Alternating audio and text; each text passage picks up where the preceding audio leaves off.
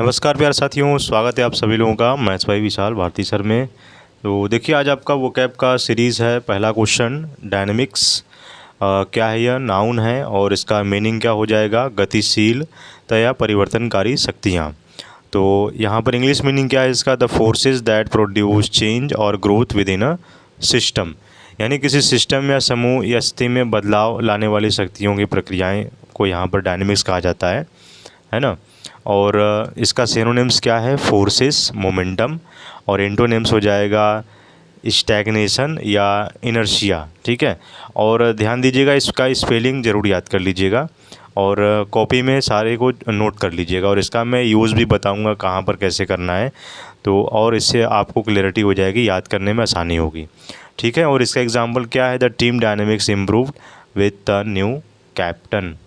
जैसे होता है ना कि जैसे यहाँ पर जैसे नए कोच के आने के बाद टीम का माहौल और काम करने तरीका बेहतर हो जाता है। जैसे the team dynamics improve after the new coach arrived, है ना।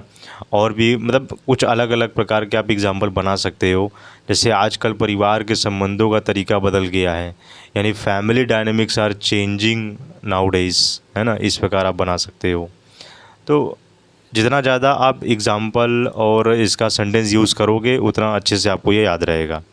ठीक है, इसका यूज़ देखिए कहाँ पर होता है, जैसे कोई टीम वर्क हो तो डायनेमिक्स हम यूज़ कर लेंगे, पॉलिटिक्स की बातें हों तो डायनेमिक वर्ड यूज़ होता है, बिजनेस में होता है, रिलेशनशिप में डायनेमिक्स वर्ड यूज़ होता है, साइंस में होता है ना।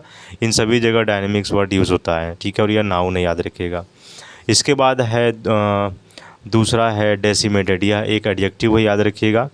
डेसिमेटेड क्या है, देखिए डेसिमेटेड एक एडजेक्टिव है और इसका इंग्लिश मीनिंग क्या है, डायरेक्टली रिड्यूस और destroyed a large part of, यानी भारी नुकसान पहुंचाना या तबाह करना, यानी बहुत ज़्यादा नुकसान पहुंचाना, लगभग नष्ट हो जाना होता है।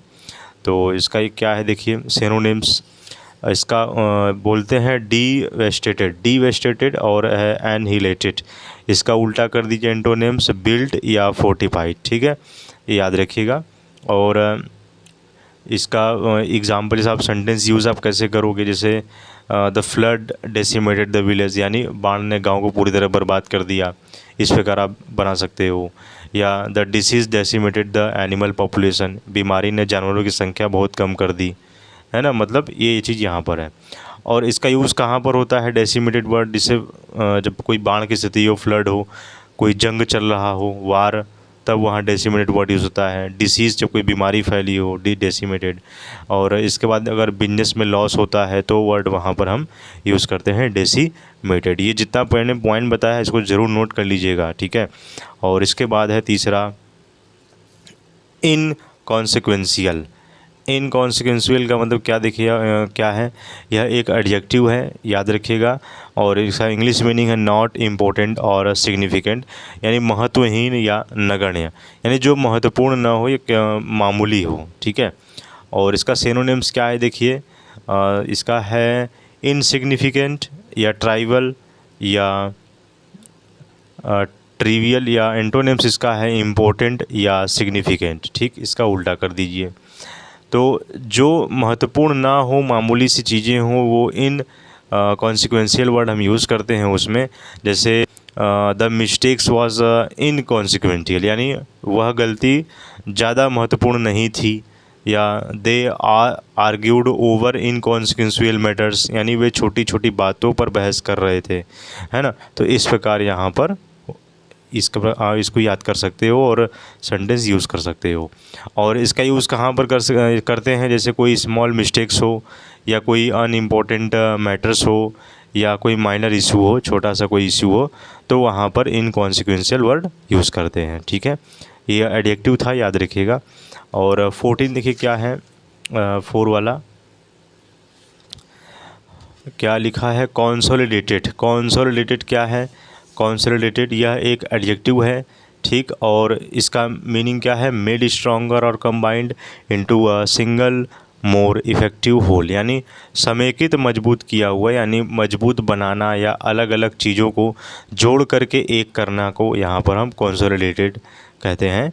और इसका सिनोनिम्स क्या हो जाएगा, यूनिफाइड या स्ट्रेंथेंड, क्या है, यूनिफाइड या स्ट्रेंथेंड। और इसका एंटोनिम्स कर दीजिए वीकेंड या फ्रेगमेंटेड, ठीक है, वीकेंड या फ्रेगमेंटेड। और इसका example, the party consolidated its hold over the region, ठीक है। और इसका यूज़ हम कहाँ पर करेंगे, जैसे कोई बिजनेस हो, कोई पावर में चीज़ हो, एजुकेशन हो, पॉलिटिक्स में, ये सारी चीज़ें वर्ड यूज़ होती हैं, ठीक है।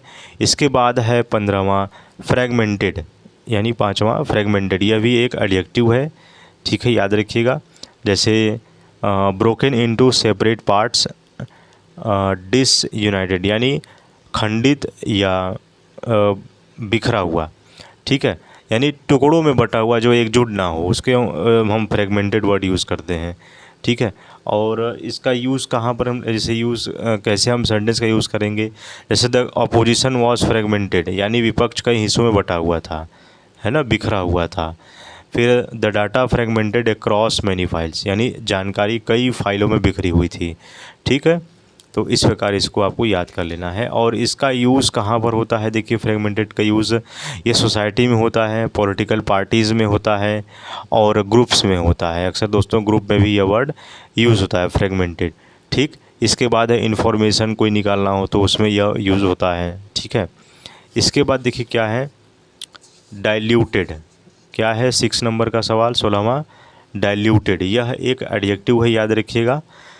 और इसका इंग्लिश मीनिंग है यहाँ पर made weaker in force, content और इफेक्ट, यानी कमज़ोर किया गया या पतला किया गया, ठीक है। और इसका यूज़, इसका सेंटेंस का अगर यूज़ करना चाहें जैसे तो हो जाएगा, the new rule diluted the authority of the manager, है ना, the new rule diluted the authority of the manager, यानी नए नियम ने मैनेजर की शक्ति कम कर दी, इस प्रकार है। या the juice was diluted with water, यानी जूल में पानी मिलाकर जो हल्का कर दिया, इस प्रकार यहाँ पर इसको बना सकते हो, ठीक है।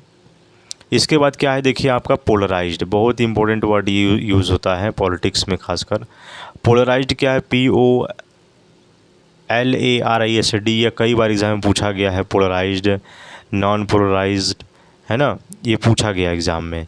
इसका मतलब क्या है यहाँ पर, इसका है ध्रुवीकृत या विभाजित, ठीक है, यानी अलग किया हुआ। जैसे यहाँ पर इंग्लिश मीनिंग है divided into sharply contrasting groups और ओपनिंग, यानी दो अलग और विरोधी समूह में बट जाना, इसको पोलराइज्ड हम कह देंगे, ठीक है।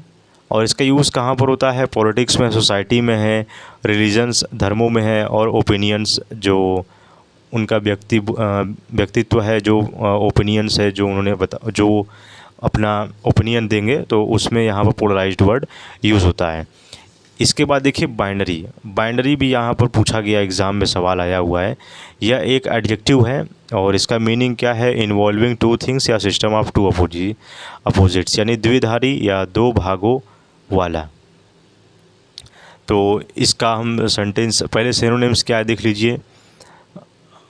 सॉरी, यहाँ पर मैंने आपको इसका सिनोनिम्स एंटोनिम नहीं बताया, तो देख लीजिएगा, ठीक है, इसको नोट कर लीजिएगा।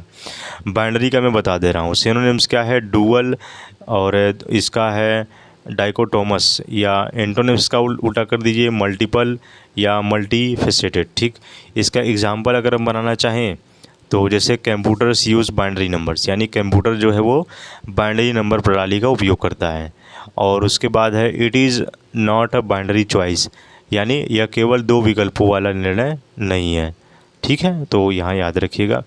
इसके बाद देखिए क्या है आपका एनक्रोचमेंट, ENCROCHMENT, इंक्रोचमेंट, यह एक नाउन है, ठीक है। और इसका मीनिंग क्या हो जाएगा, इंट्रूजन और समवन्स टेरिटरी और right, often gradual and illegal, यानी अतिक्रमण करना, यानी किसी की ज़मीन, अधिकार या सीमा में अवैध घुसपैठ की बात हो रही है, ठीक है। और इस प्रकार हम इसको कर सकते हैं। और इसका यहाँ पर सिनोनिम्स क्या है, इंट्रूजन या ट्रेस्पेस, इसका उल्टा कर दीजिए रेस्पेक्ट ऑफ बाउंड्रीज, विथड्रॉल, ठीक। इसका यूज़ कहाँ पर करेंगे, जैसे कोई लैंड डिस्प्यूट, यानी ज़मीन का कोई विवादित चीज़ हो तो उस जगह हम इसको यूज़ कर सकते हैं। इसके बाद है गवर्नमेंट प्रॉपर्टी, यानी जो सरकार की जो संपत्ति है उस पर यदि कोई वर्ड सेंटेंस बना हुआ है तो इस पर भी जो है वो गवर्नमेंट का मतलब पूरा वो अधिकार होता है।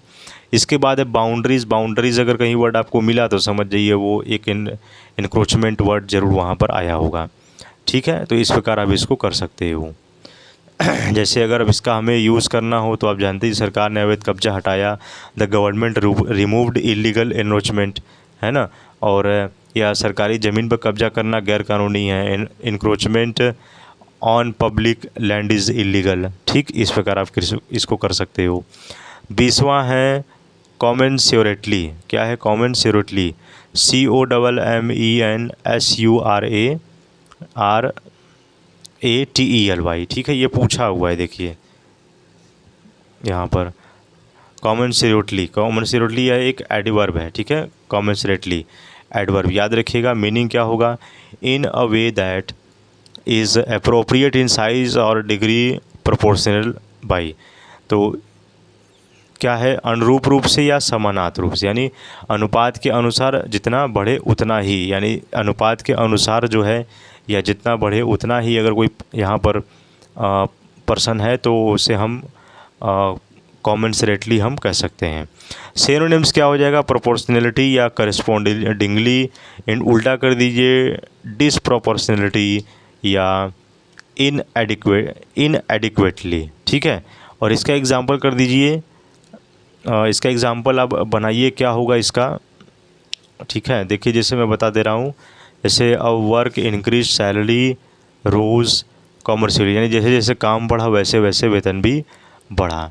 ठीक, या दूसरा बनाना चाहे बना दीजिए, responsibility should increase commercially with power, यानी शक्ति के साथ जिम्मेदारी भी उसी अनुपात में बढ़ती है। इस प्रकार आप यहाँ पर बना सकते हो। तो ये था हमारा यहाँ पर टोटल 10 क्वेश्चंस ऑफ वोकैबुलरी का। इसमें कहीं कोई डाउट है तो ज़रूर सवाल पूछ लीजिएगा, और चैनल पर नए हैं तो सब्सक्राइब जरूर कर दीजिएगा, और अपने भाइयों दोस्तों को सभी को यह वीडियो ज़रूर शेयर भी कर दीजिएगा। तो ठीक है प्यारे साथियों, मिलेंगे आपसे नेक्स्ट वीडियो में। जय हिंद, जय भारत।